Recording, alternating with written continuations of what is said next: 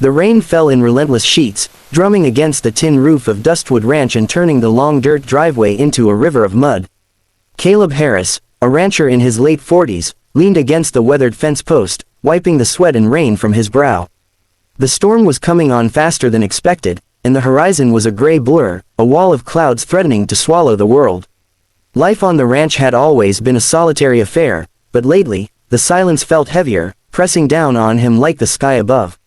Since his wife had passed 5 years ago, the days had been long, the nights longer. His children, grown and living lives of their own, rarely visited, leaving him with nothing but the cattle, the fields, and the creaking old house that seemed to echo with memories of laughter long gone. Caleb trudged back toward the house, boots sinking into the mud with each step. The wind tore through his coat, carrying with it the cold bite of winter rain. He paused at the edge of the porch, listening. Somewhere in the distance, faint but unmistakable, were the sounds of footsteps.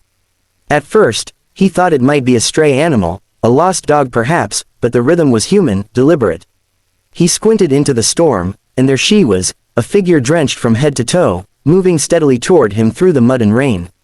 She was young, perhaps in her mid-20s, with dark hair plastered to her face and eyes wide with a mixture of fear and exhaustion. Her clothes clung to her thin frame, soaked and heavy, and she shivered violently in the chill. She carried nothing but a small satchel, which she clutched to her chest as if it contained all she had left in the world. Her steps faltered, and Caleb instinctively stepped forward, calling out. I have nowhere else to go," she whispered, her voice barely audible over the roar of the wind and the rain. Caleb froze. The words hung in the air, fragile and pleading. There was something in her tone, a mix of desperation and quiet dignity, that struck a chord deep in his heart. He studied her for a moment, noting the dirt smeared across her face, the bruised look in her eyes, the way her shoulders were hunched as though carrying a weight no one else could see. Without thinking, without questioning the why or the how, he felt the pull to help her, to offer the only thing he had to give, a safe place for just one night. "Come in," he said, his voice firm yet gentle. "Just for tonight, you can't stay out there." Relief washed over her face, a fleeting, fragile smile breaking through her fear.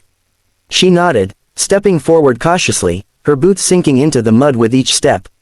Caleb led her up the porch, offering his hand to help her inside.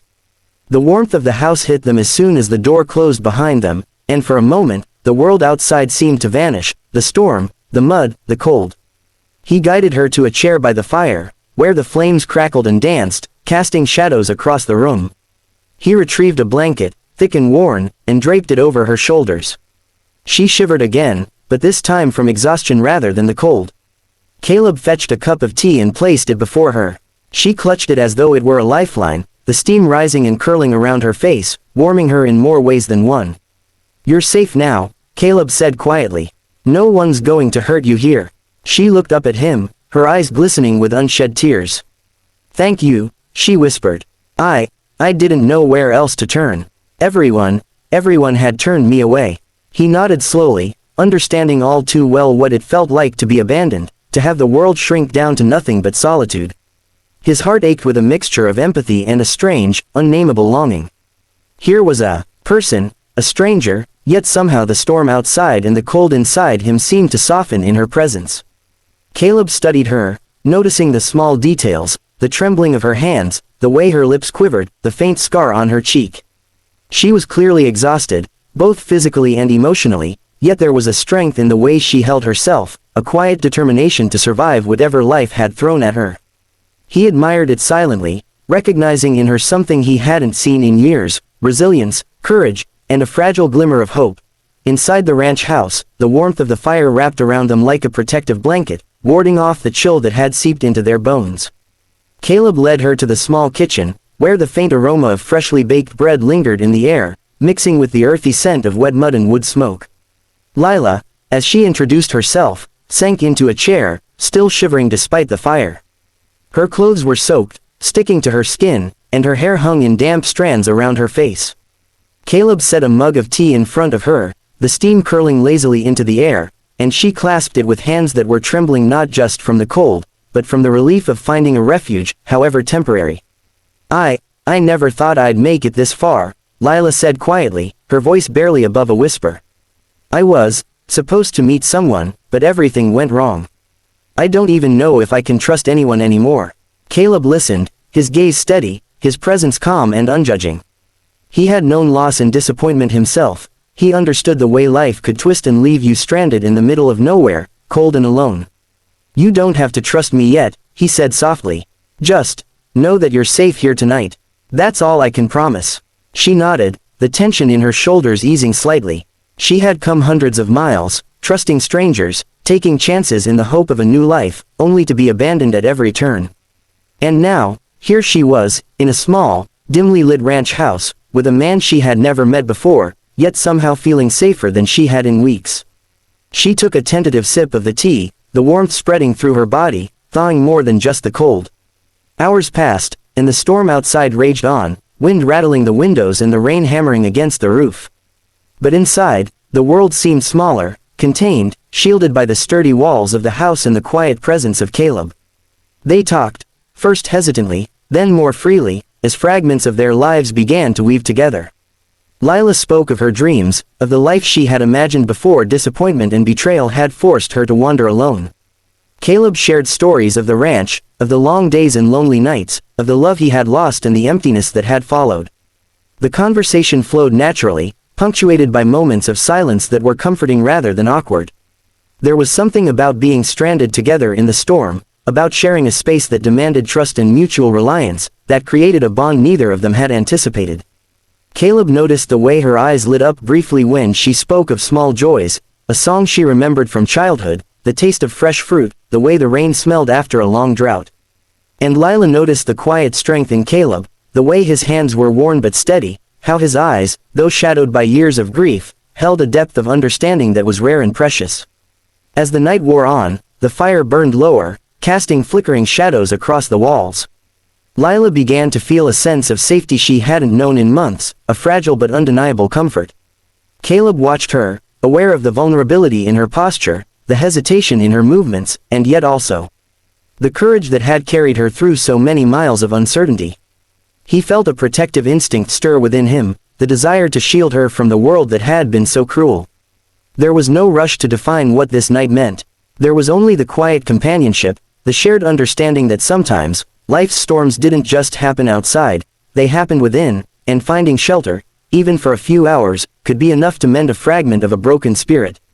Lila allowed herself to relax, letting the warmth of the fire seep into her bones, letting the trust in this stranger grow slowly, like a tiny flame flickering to life in the darkness. By midnight, the storm had reached its peak, yet inside the small ranch house, the air was calm, filled with the unspoken connection between two lonely souls. Caleb could see the exhaustion in her eyes, the way her body curled slightly as she settled into the chair, still wrapped in the blanket he had given her. She was weary in body and spirit, yet there was a glimmer of resilience shining through, a reminder that no matter how far she had fallen, she had not been broken completely. Morning came slowly to Dustwood Ranch, the first pale light of dawn filtering through the frost-covered windows. The storm had passed, leaving the world washed clean in shades of gray and gold. Outside, the fields glistened with raindrops, the cattle grazing quietly in the distance. Inside, the house was warm, the fire reduced to glowing embers, and the silence was peaceful, almost sacred. Lila stirred in the chair by the hearth, the blanket wrapped snugly around her shoulders. She had slept fitfully through the night, but for the first time in weeks, she had felt safe. The weight of fear and uncertainty had lifted, replaced by a fragile sense of belonging. Caleb moved about the kitchen quietly, trying not to disturb her, though he was aware that the calm of the morning carried with it a tension neither of them had yet spoken aloud. He poured himself a cup of coffee, the rich aroma filling the room, and settled into the chair opposite her. They sat for a moment in silence, both savoring the comfort of proximity without needing words to fill the space. The events of the previous night lingered in the air, unspoken yet profoundly understood. Finally, Lila spoke, her voice soft and tentative. I should go, she said, her eyes meeting his. There was a mixture of gratitude, hesitation, and something deeper, fear, perhaps, that leaving would return her to the uncertainty she had escaped. Caleb shook his head, a slow smile forming on his lips. Not yet, he said. You can stay, as long as you need. Her eyes widened, a spark of disbelief and relief flashing across her face. You mean, really? He nodded, the gesture simple but sincere. Yes, Sometimes life gives you second chances, Lila. And I think maybe, we both need one. She studied him, searching for any hint of insincerity, but found none. There was only warmth, only the quiet strength of a man who had known loneliness and grief and, in that knowledge, understood the value of offering a hand when someone else is falling. Lila felt her heart swell with a mixture of hope and disbelief. Could she really allow herself to trust again, to believe that safety and kindness could exist in a world that had so often turned its back on her? The day unfolded slowly. Caleb prepared breakfast, simple but hearty, and they ate together, the clinking of utensils and the soft murmur of conversation filling the kitchen with a new kind of life. Outside, the rain had left puddles in the yard, reflecting the pale morning sky, and the air smelled of wet earth and renewal. For the first time, Lila felt as though she were not merely surviving but existing in a space where possibility could take root. As they cleared the dishes, Caleb showed her around the ranch, pointing out the barn, the grazing fields, and the quiet corners where wildflowers grew in hidden abundance. Lila listened, her eyes bright with curiosity and wonder, asking questions about the animals, the land, and the routines of ranch life.